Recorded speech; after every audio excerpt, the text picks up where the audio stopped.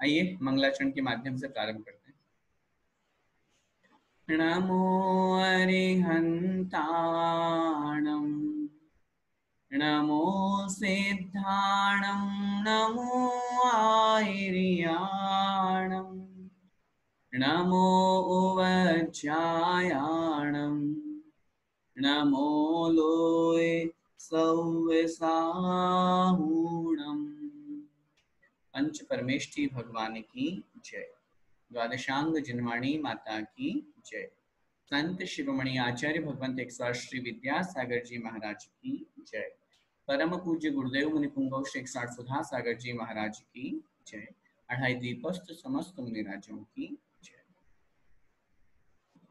कविवर वृंदावन दास जी द्वारा रचित श्री शांतिनाथ भगवान की पूजन, उसका हम अर्थ समझने के लिए आज यह अपनी कक्षा है। लगभग मुख्य सभी पूजन हो गई हैं और तीर्थंकरों में हमने आदिनाथ भगवान की पूजन, पद्म प्रभु भगवान की, चंद्र प्रभु भगवान की, पार्श्वनाथ भगवान की और महावीर भगवान की पूजन कर ली थी। अब एकमात्र शांतिनाथ भगवान की पूजन रह गई थी मुख्य पूजन की अपेक्षा से, तो वही भाव हुआ कि चलो इस पूजन का भी हम अर्थ समझें, क्योंकि इसके बहुत से शब्द कठिन हैं।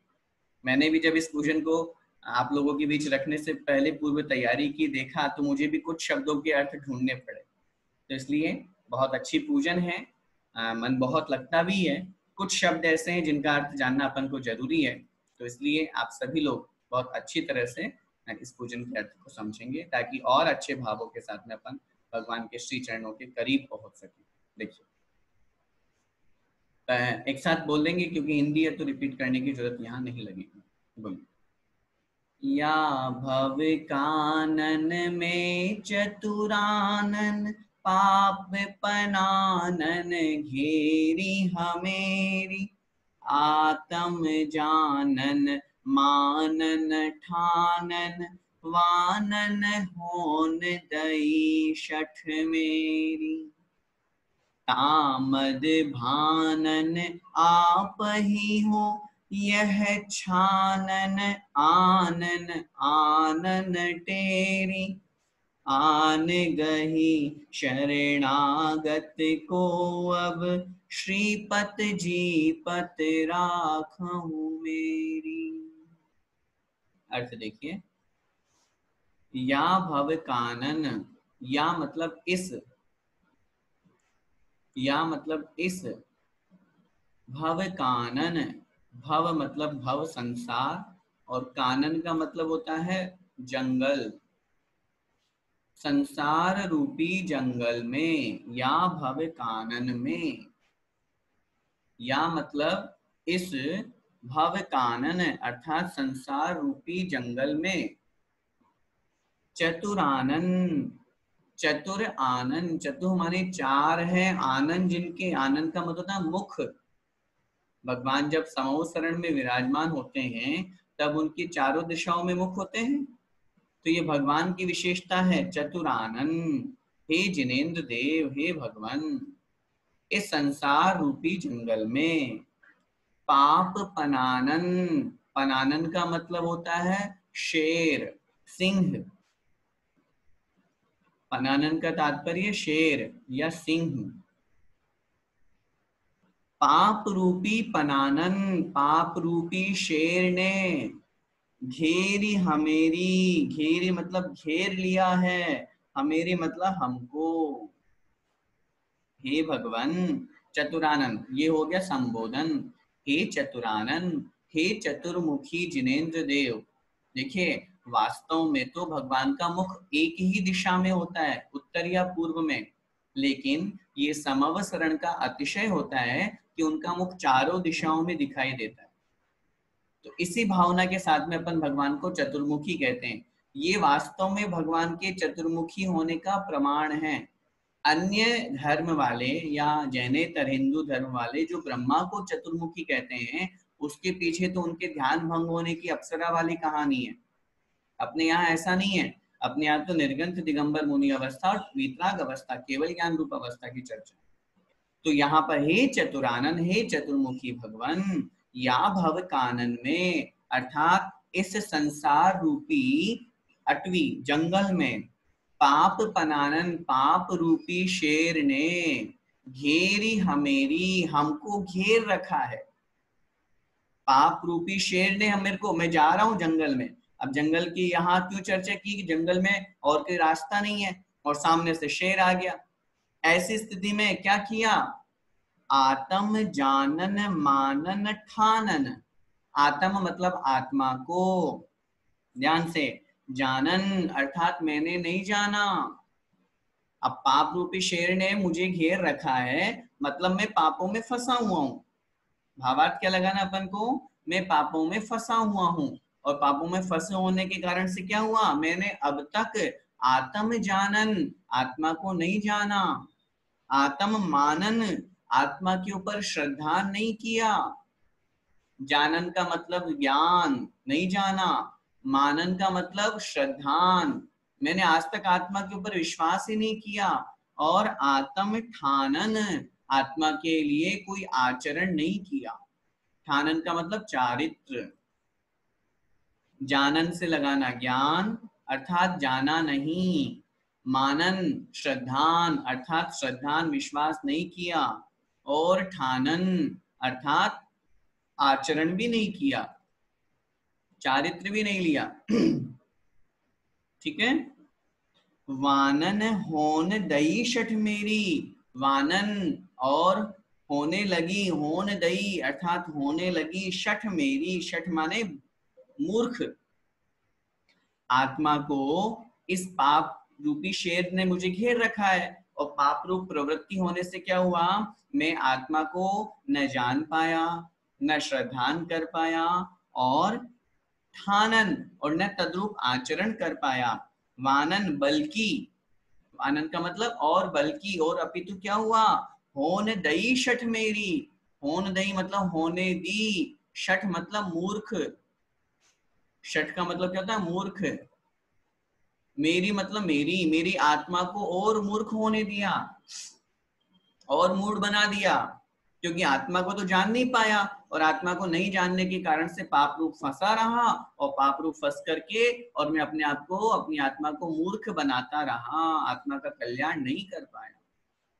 ठीक है, आगे, तामद भानन आप ही हो, तामद, ता मतलब उस, मद मतलब अहंकार घमंड, तामद भानन अर्थात उस अहंकार को, उस मद को, कौन से मद को, जो मैं ग्रहण किया हुआ हूं, जो मैं अनादिकाल से धारण किया हुआ हूं, उस मद को, भानन मतलब नाश करने वाले, भानन मतलब नाश करने वाले, आप ही हो भगवान, आप ही हो, आप ही मेरे पापों का, मेरे मद का, घमंड का नाश करने वाले हो।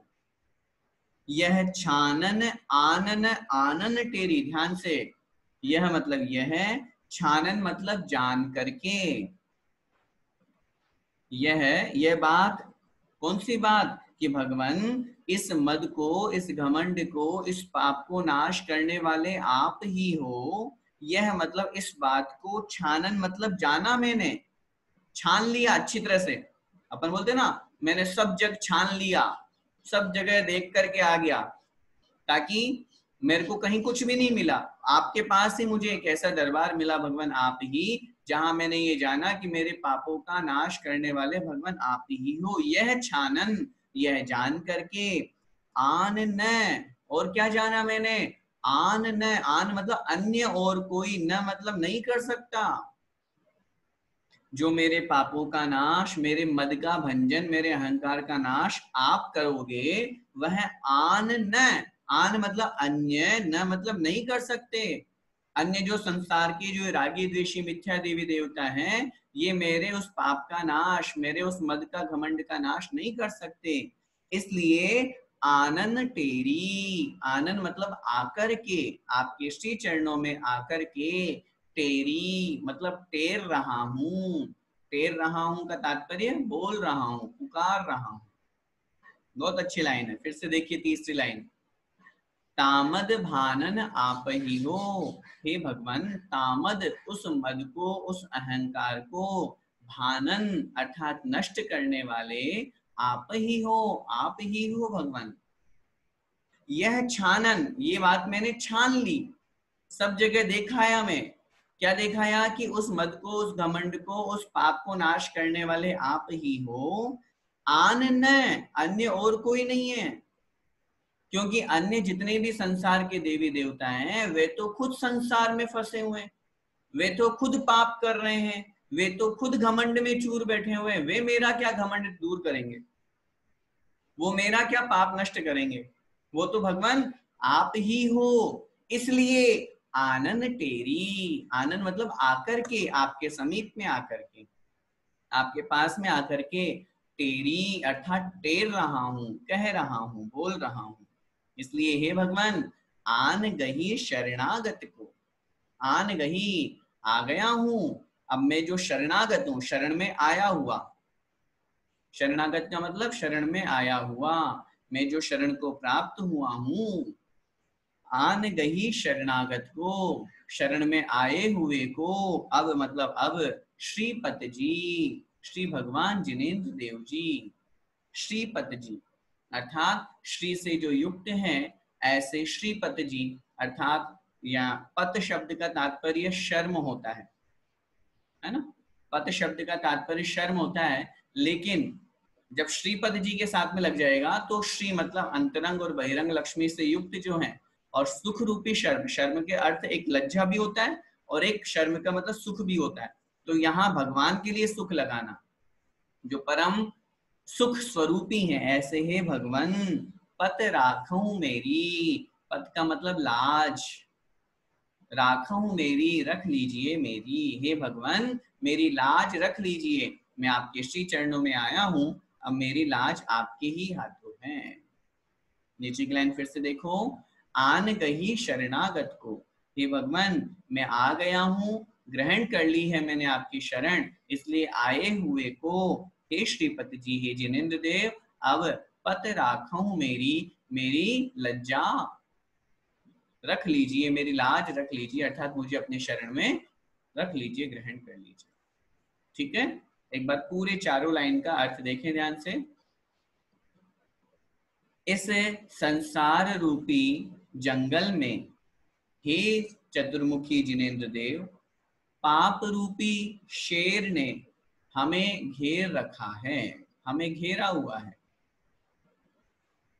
और इस कारण से मैं अपनी आत्मा को न जान पाया, न मान पाया, अर्थात श्रद्धान भी नहीं कर पाया, और तद्रूप आत्मा के कल्याण के लिए ठान न अर्थात आचरण भी नहीं कर पाया।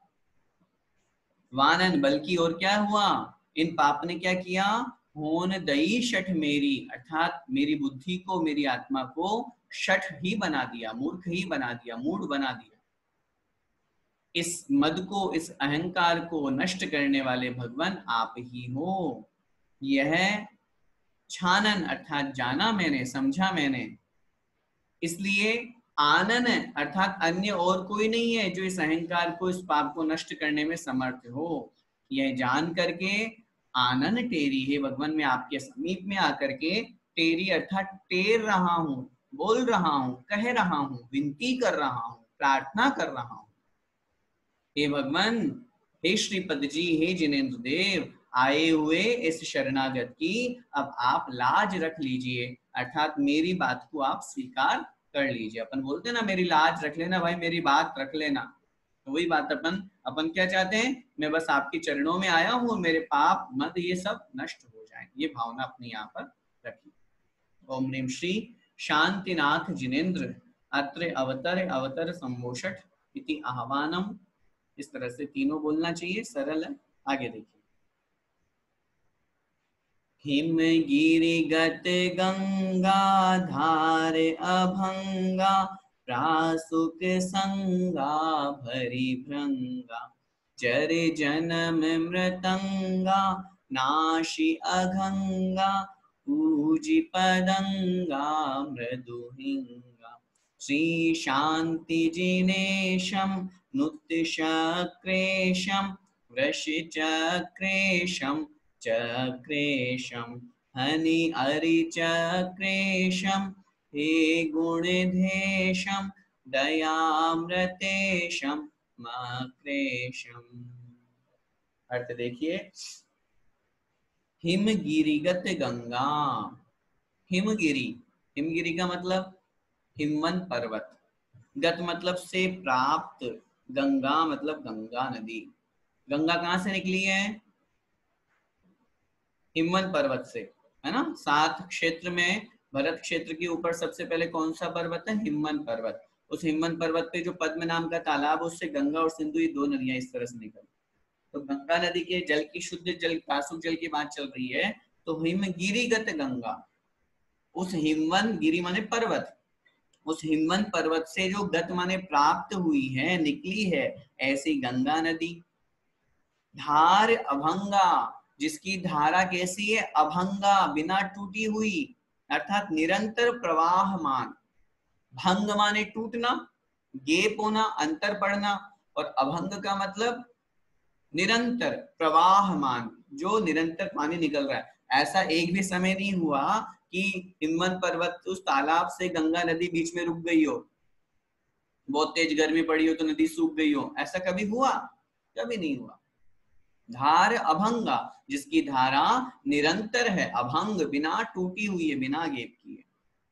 प्रासुक संगा, जो प्रासुक है, संग मतलब साथ में, साथ में वो नदी का जल कैसा है? प्रासुक है, शुद्ध है। उस जल को भरी भृंगा, भरी मतलब भर करके, किसमें? भृंगा, भृंगा मतलब कलश में, उस नदी के जल को कलश में भर करके। जर जन्म मृतंगा, जर मतलब बुढ़ापा, जन्म मतलब जन्म, और मृतंगा मतलब मृत्यु।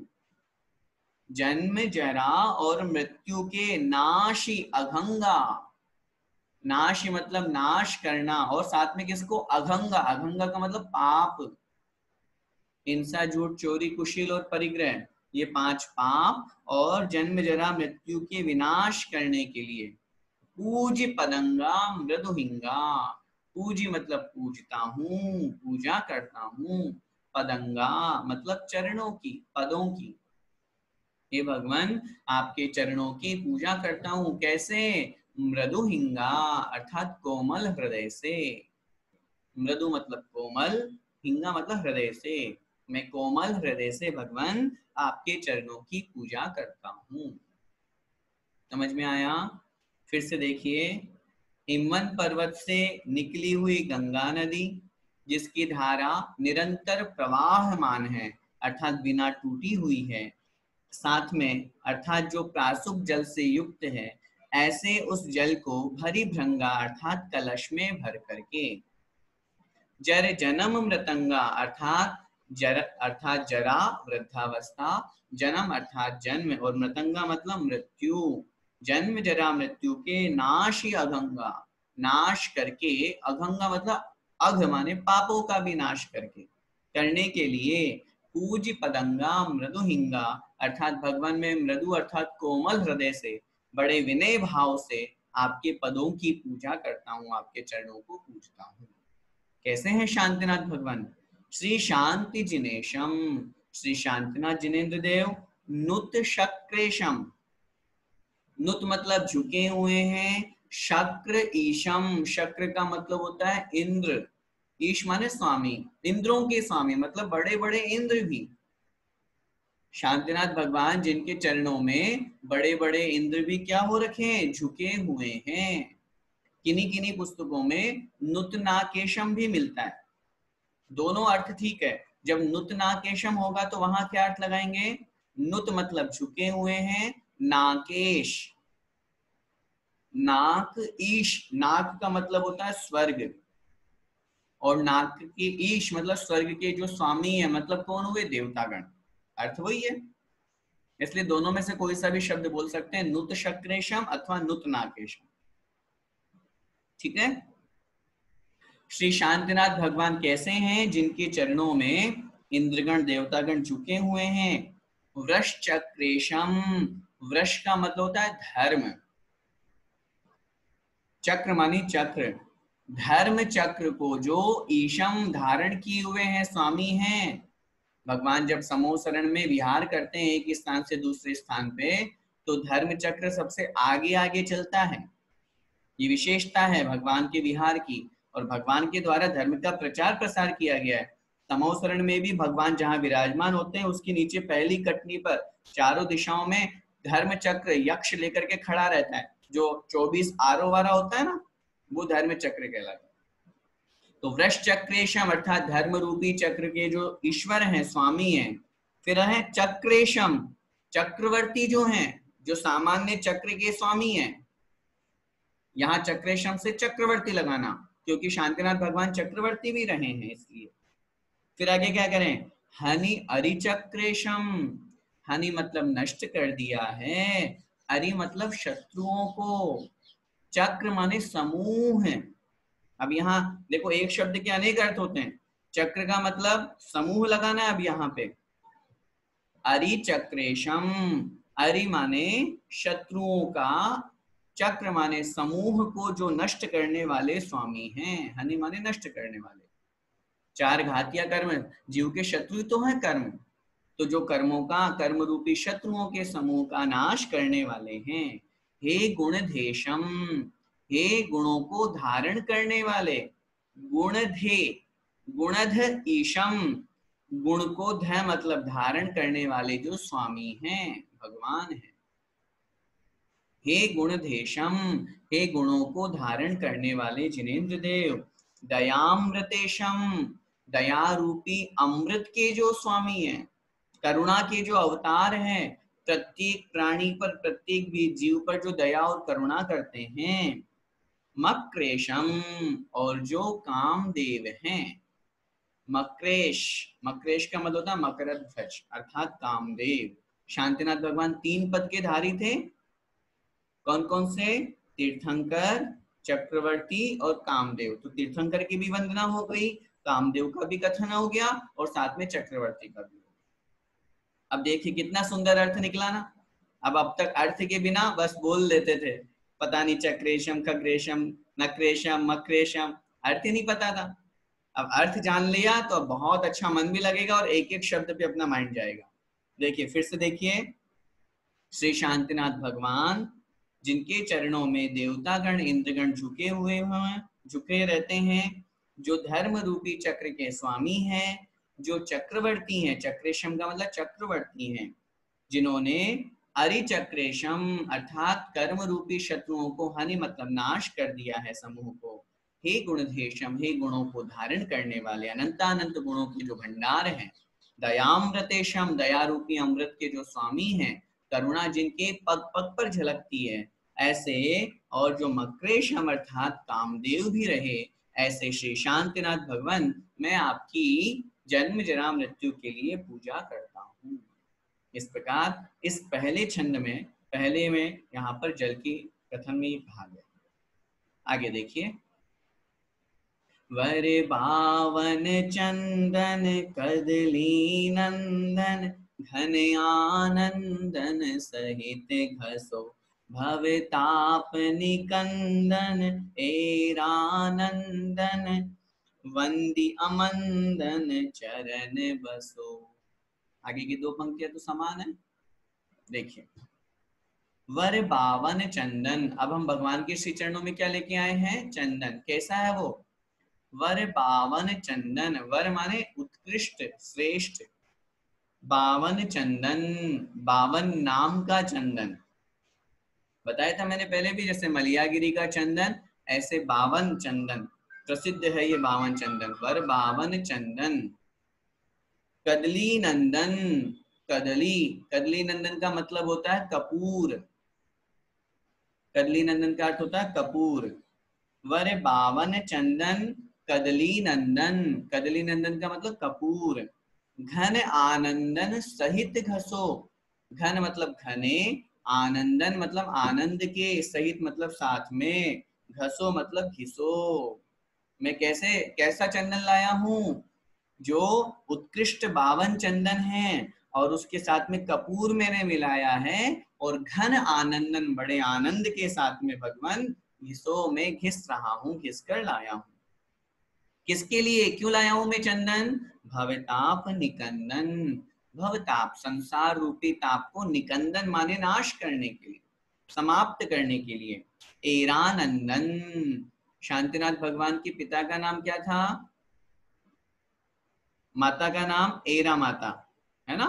तो एरानंदन, हे एरा के नंदन, हे माता एरा के पुत्र। वंदी अमंदन चरण वसो, वंदी अर्थात वंदना करता हूं। अमंदन, मंद का मतलब होता है धीरा, धीमा, थोड़ा थोड़ा, और अमंदन का मतलब जो धीमा नहीं है, मतलब उत्साह पूर्वक, खुश होकर के, प्रसन्न होकर के। अमंदन माने जो मंद भाव नहीं है, मतलब उत्कृष्ट भाव है, उत्साह रूप भाव है, उसके द्वारा। चरण बसो, हे भगवान मैं आपके चरणों में बसता हूं, आपके चरणों की शरण को प्राप्त होता हूं। ठीक है, फिर से देखिए। हे भगवान, उत्कृष्ट बावन चंदन को मैं कदली नंदन अर्थात कपूर के साथ में, बड़े आनंद के साथ में, बड़े आनंद पूर्वक घिस करके लाया हूं। हे भगवान, संसार रूपी ताप के नाश करने के लिए, हे माता एरा के सुपुत्र, बड़े उत्साह भाव से, उत्कृष्ट भाव से मैं आपके चरणों में बस करके, अर्थात आपके चरणों की शरण को प्राप्त होकर के, वंदो अर्थात आपकी वंदना करता हूँ। मैं आपके चरणों में चंदन चढ़ा करके संसार ताप के विनाश की भावना करता हूँ। आगे की दो पंक्तियां समान है, वो हमने पहले अर्थ देख ही लिया। आगे देखिए। हिम कर कर लज्जत मलय सुसज्जत, अच्छत जज्जत भरी थारी, दुख दारिद गज्जत, सदपद सज्जत, भव भय भज्जत अति भारी। देखिए, हिम कर कर लज्जत, हिमकर, हिमकर कहते हैं चंद्रमा को। हिम माने ठंडा, कर माने किरणें, ठंडी है किरणें जिसकी, किसकी होती है? चंद्रमा की। तो हिम कर करी लज्जत, चंद्रमा की किरणें हैं जो सफेद रंग की होती है। अब अपन क्या लाए भगवान के चरणों में? अक्षत। तो अक्षत कैसे होते हैं? सफेद होते हैं। तो जो अक्षत भगवान में आपको चढ़ा रहा हूं, वे अक्षत कैसे हैं? जो चंद्रमा की किरणों के समान, जो निर्मल और उज्जवल है, जो चंद्रमा की किरणें, उनको भी जो लज्जत मतलब लज्जायमान कर रहे हैं, उनको भी जो छिपा रहे हैं, उनको भी जो डाउन कर रहे हैं, उस चंद्रमा के किरणों को, उन चंद्रमा की सफेद चांदनी को भी जो लज्जायमान कर रहे हैं, लज्जित कर रहे हैं, ऐसे सुंदर अक्षर। मलय सुसज्जत, जो मलय अर्थात जो चंदन है, मलयागिरी का चंदन है, सुगंधित चंदन है, उससे जो सुसज्जत सजाया हुआ है, मलय से, चंदन से जो सजाए हुए हैं। अच्छत अर्थात ऐसे अक्षत, जज्जत मतलब मैं पूजता हूं, जज्जत माने पूजता हूं। कैसे? भरी थाली, थाली भर करके, ऐसे नहीं बस दो चार लिए मुट्ठी में और चढ़ा दिए।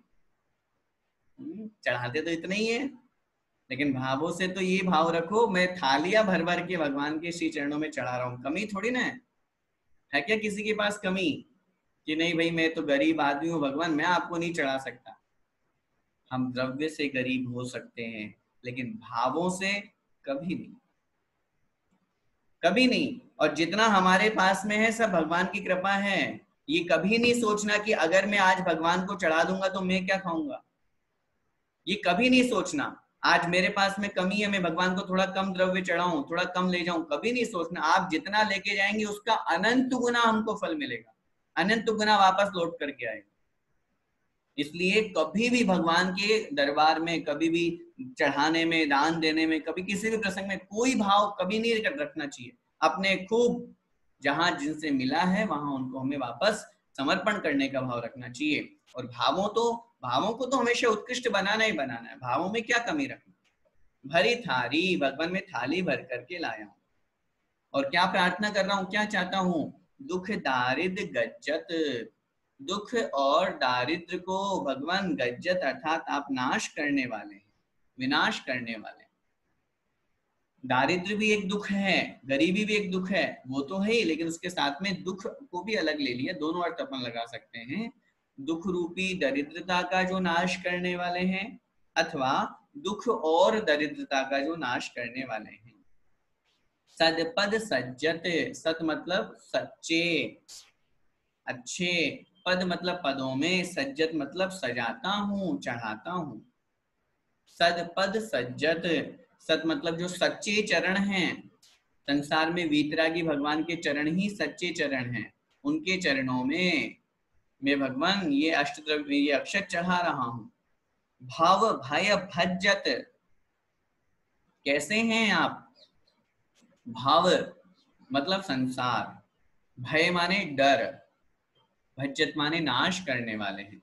हे भगवान, आप संसार का और साथ में ही डर का, भय का हमेशा हमेशा के लिए विनाश करने वाले हैं। भज्जत माने नाश करने वाले।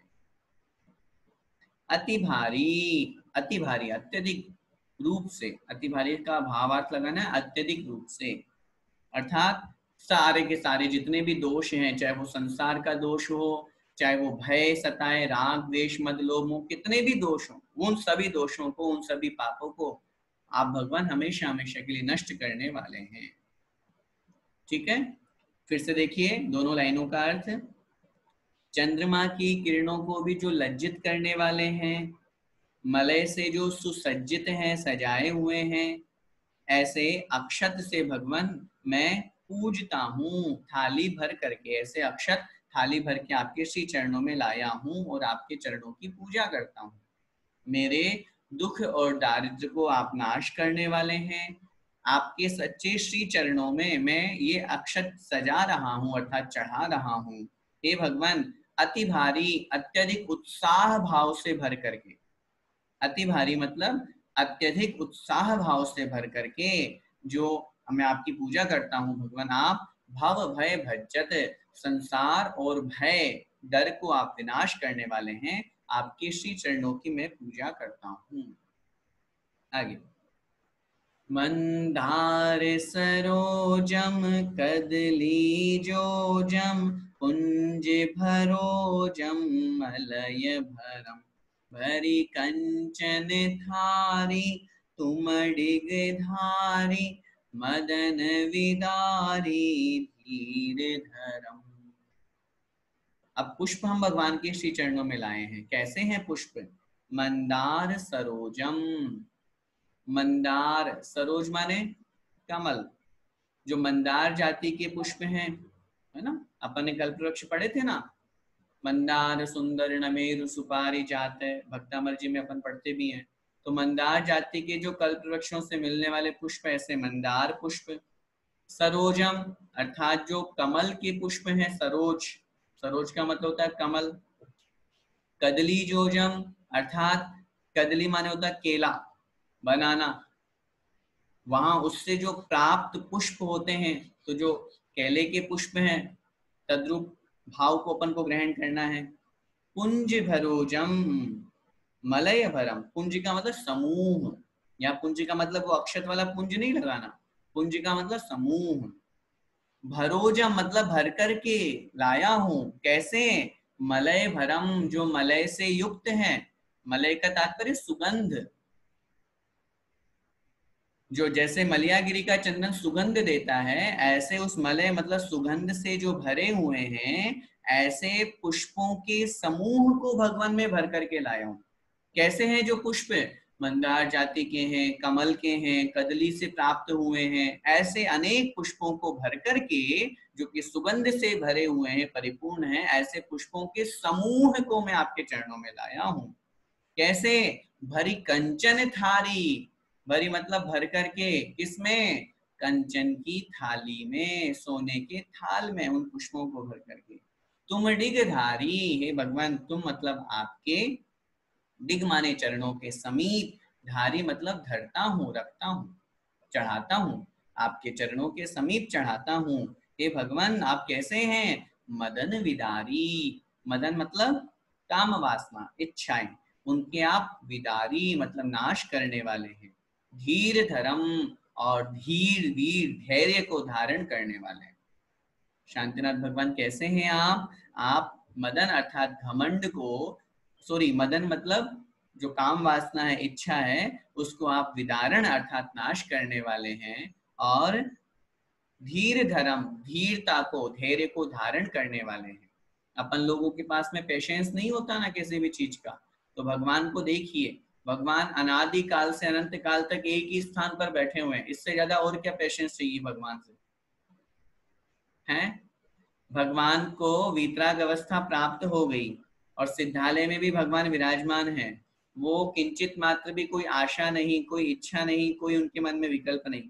तो जब कभी अपने मन में कोई पेशेंस नहीं हो पाए या अपन किसी चीज के लिए बहुत विकल्पित हो, तो अपन को भगवान का स्मरण करना चाहिए। मैं तो इस पूजा के माध्यम से आपको यही कहूंगा कि जो भगवान के गुण हैं, सिर्फ उन गुणों की पूजा ही नहीं करनी, अपने अंदर जो दुर्गुण है और भगवान के जो गुण हैं उनकी कंपैरिजन करके एक एक अवगुण को हटाना भी है। जब कभी हमारे अंदर बहुत गुस्सा है तो देखो भगवान को उनमें कितना गुस्सा है, नहीं है, अरे फिर मैं क्यों कर रहा हूँ, मुझे कम करना चाहिए, मुझे समाप्त करना चाहिए, मैं क्यों विकल्पित हो रहा हूँ, मैं क्यों कल की चिंता कर रहा हूँ। देखो भगवान कैसे बैठे हुए हैं, उनको तो कोई चिंता नहीं है, उन्हें तो कोई विकल्प नहीं है, मैं क्यों कर रहा हूँ। ये सब बातें सोच करके अपने से जो बड़े हैं, अपने से जो इष्ट हैं, उनका स्मरण करने से हम बहुत सुख और शांति से अपना जीवन यापन कर पाएंगे। तो ये वाली बातें हैं। फिर से देख लीजिए पूरा पुष्प वाला छंद।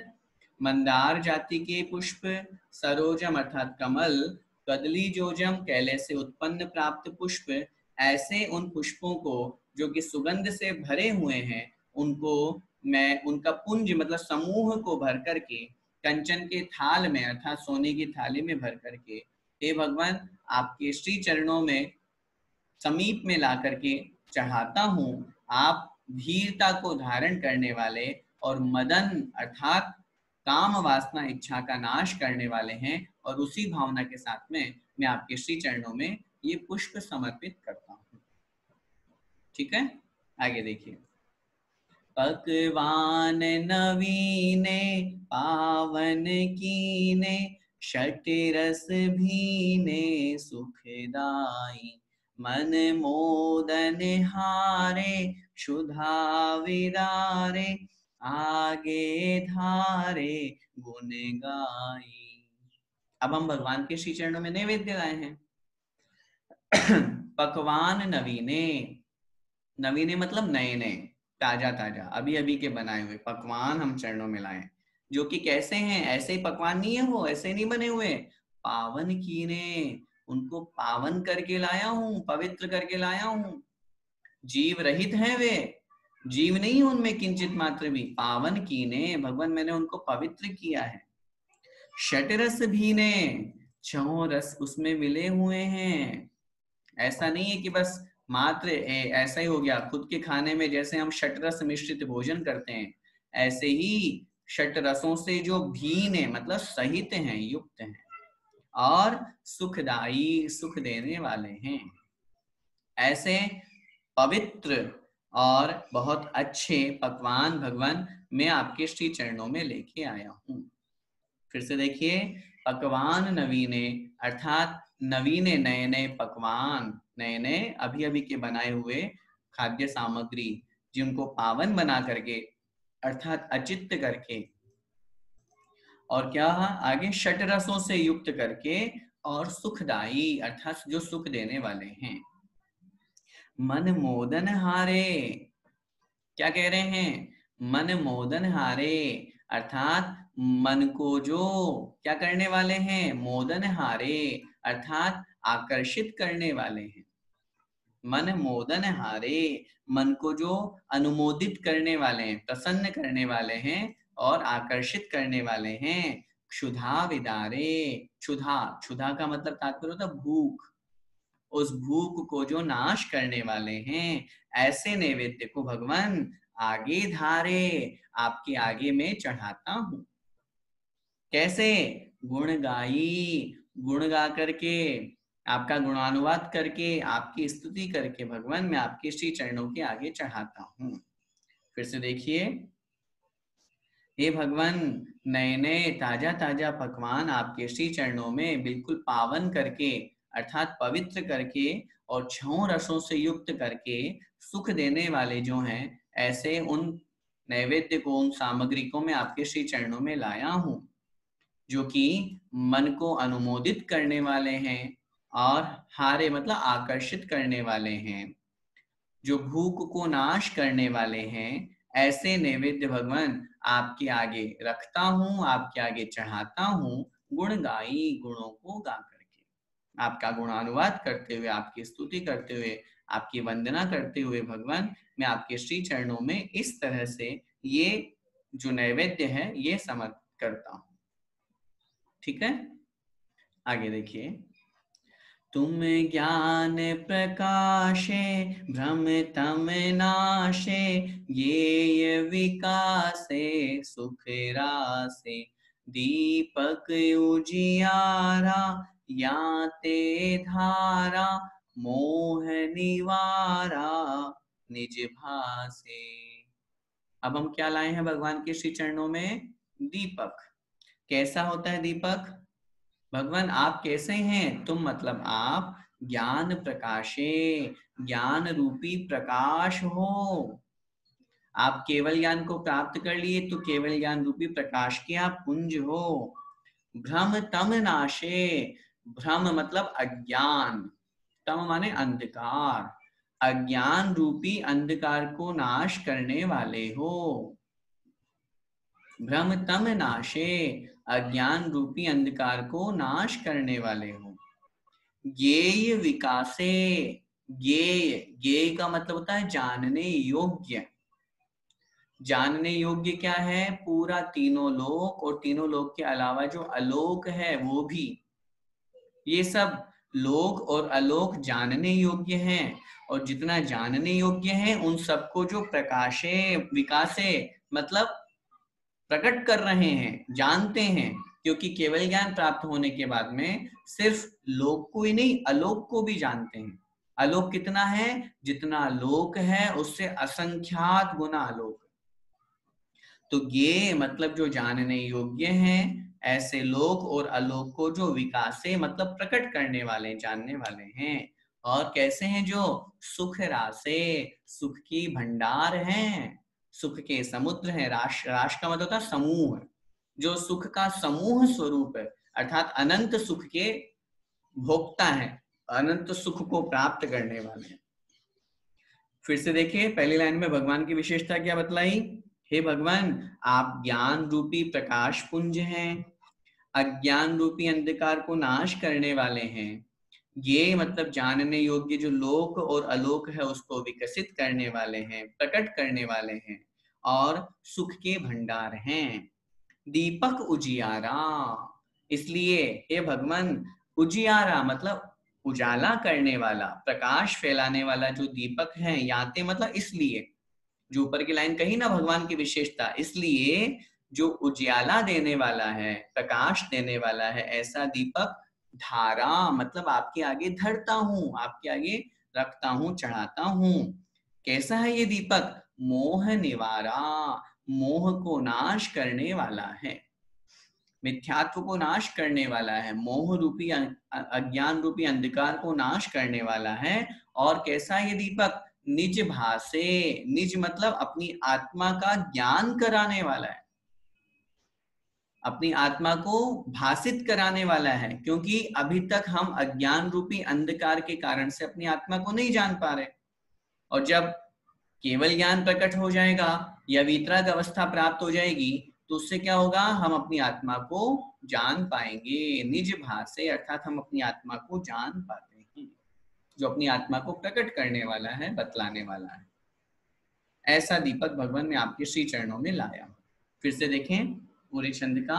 हे भगवान आप ज्ञान रूपी प्रकाश पुंज हैं, अज्ञान रूपी अंधकार को नाश करने वाले हैं, जानने योग्य जो लोक और अलोक हैं उसको विकसित करने वाले हैं, और सुख के भंडार हैं।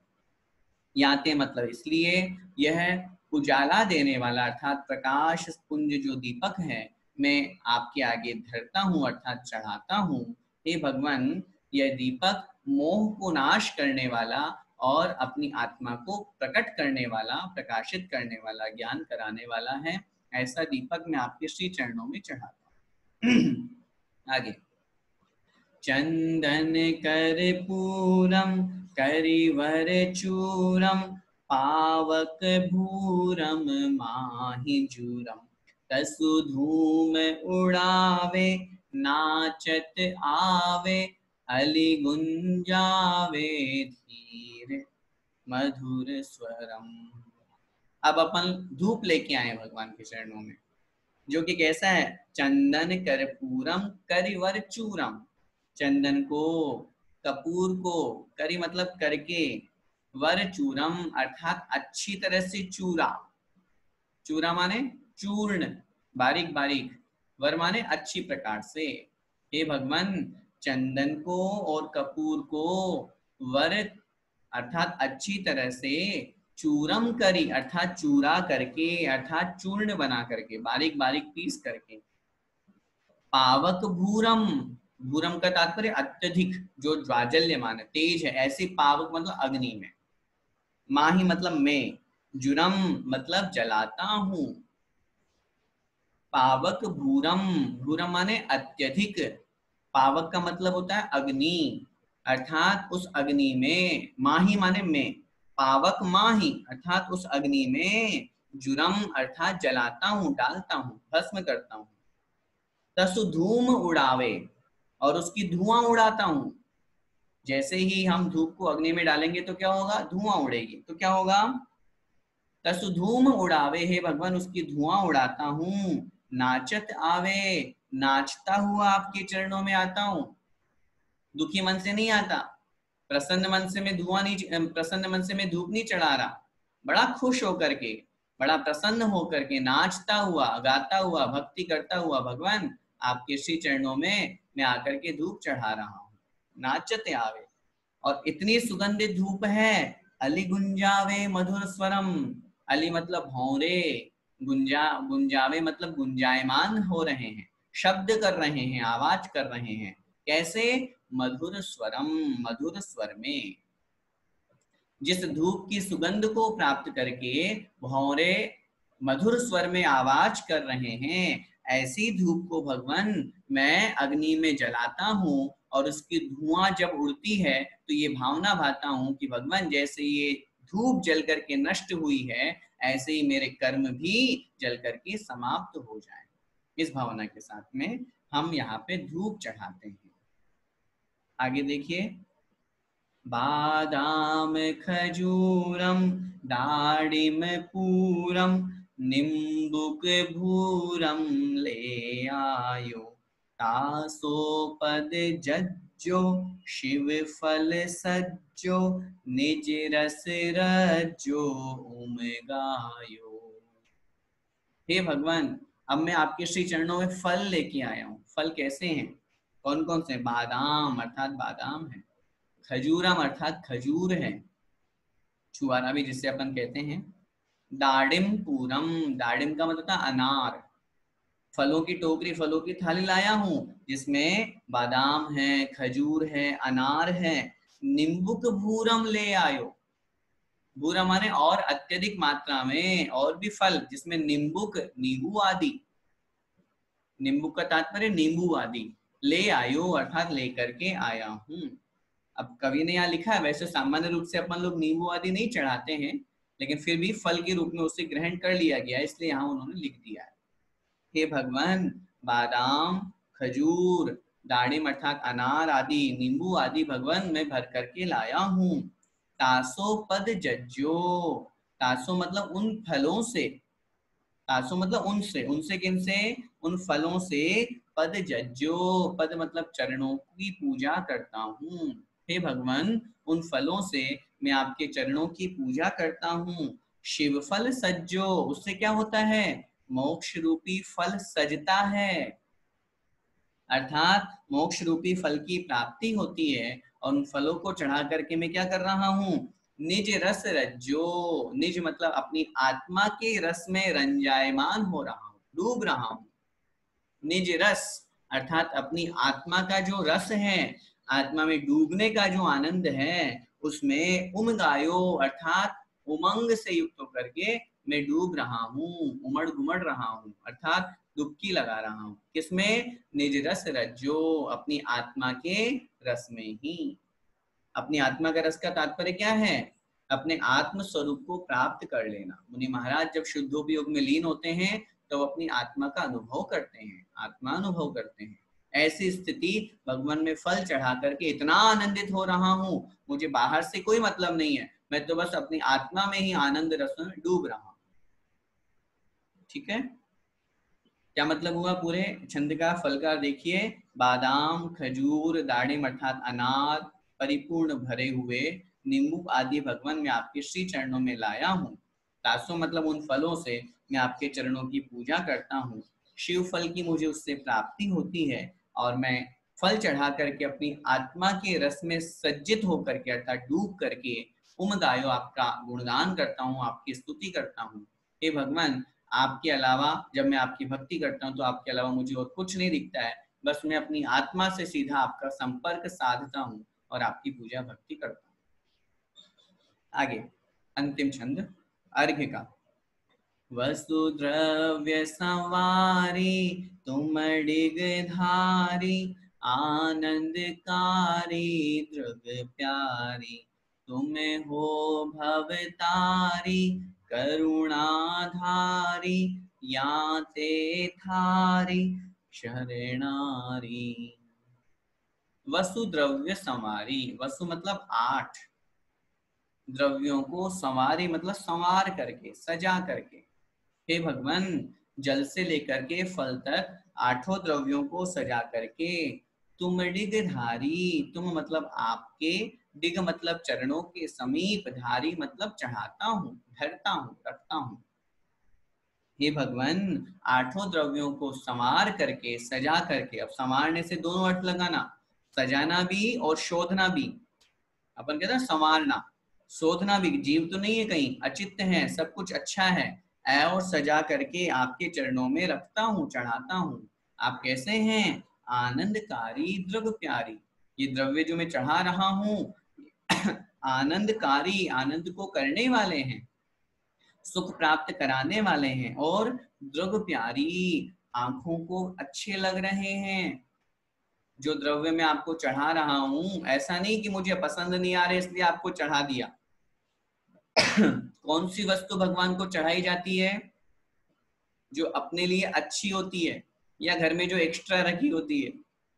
दान कौन सा दिया जाता है? दान दिया जाता है अच्छी वस्तु का, त्याग किया जाता है बुरी वस्तु का। समझिएगा, त्याग किया जाता है बुरी वस्तु का। जो अपन वर्तमान में गृहस्थ अवस्था में अपन चाय का त्याग कर दिए, आलू प्याज का त्याग कर दिए, इसलिए वो त्याग। घर गृहस्थी का त्याग मुनि महाराज करते हैं, क्योंकि मुनि की अपेक्षा से घर गृहस्थी बुरी है, अपनी अपेक्षा से अभी बुरी नहीं है, इसलिए अपन अभी घर गृहस्थी का त्याग नहीं किए। लेकिन जब दान करने की बात आती है तो दान अच्छी वस्तु का किया जाता है। तो द्रव्य प्यारी अर्थात आंखों को अच्छा लगने वाला जो द्रव्य है, ऐसे अष्ट द्रव्य में तुम हो भवतारी। भगवान आप कैसे हैं? भवतारी, संसार से पार उतारने वाले हैं, संसार से पार पहुंचाने वाले हैं। करुणाधारी, करुणा को धारण करने वाले हैं। याते मतलब इसलिए, याते मतलब इसलिए, थारी शरणारी, हे भगवान आपकी शरण को आया हूं। शरणारी अर्थात आपकी शरण को प्राप्त हुआ हूं। फिर से देखिए पूरे छंद का। हे भगवान, 8 द्रव्यों को सजा करके आपके श्री चरणों में मैं चढ़ाता हूँ, जो कि कैसे हैं? आनंद को करने वाले हैं और आंखों को प्यारे लगने वाले हैं। ऐसे उत्तम उत्तम अष्ट द्रव्य मैं आपके श्री चरणों में चढ़ाता हूँ। हे भगवान, आप संसार से पार उतर करके हम लोगों को उतारने वाले हैं, पार पहुंचाने वाले हैं, करुणा को धारण करने वाले हैं, इसलिए मैं आपके श्री चरणों में, आपकी शरण में आया हूँ। श्री शांति जिनेशम, पूरे नीचे की 2 लाइन का भी अर्थ देख लीजिए। श्री शांतिनाथ भगवान जिनके चरणों में हमेशा इंद्रगण देवतागण झुके रहते हैं, जो धर्म रूपी चक्र को धारण करने वाले हैं। चक्रेशम अर्थात जो चक्रवर्ती हैं। हानि अरिचक्रेशम अर्थात अरि माने शत्रु रूपी कर्म रूपी शत्रुओं के समूह का जो नाश करने वाले हैं, जो गुण को धारण करने वाले हैं, गुणों के भंडार हैं, और दया रूपी अमृत के स्वामी हैं, और जो मक्रेशम अर्थात कामदेव हैं। ऐसे श्री शांतिनाथ भगवान के श्री चरणों में हम अनर्घ पद की प्राप्ति के लिए अर्घ्य समर्पित करते हैं। बस आज के लिए इतना ही। शेष पंच कल्याणक और जो जयमाला है ये अपन आगे की कक्षा में लेंगे। बोले शांतिनाथ भगवान की जय। द्वादशांग जिनवाणी माता की जय। संत शिरोमणि आचार्य भगवंत 108 श्री विद्यासागर जी महाराज की जय। परम पूज्य गुरुदेव मुनि पुंगव श्री 108 सुधा सागर जी महाराज की जय। अढ़ाई द्वीपस्थ समस्त मुनिराजों की जय।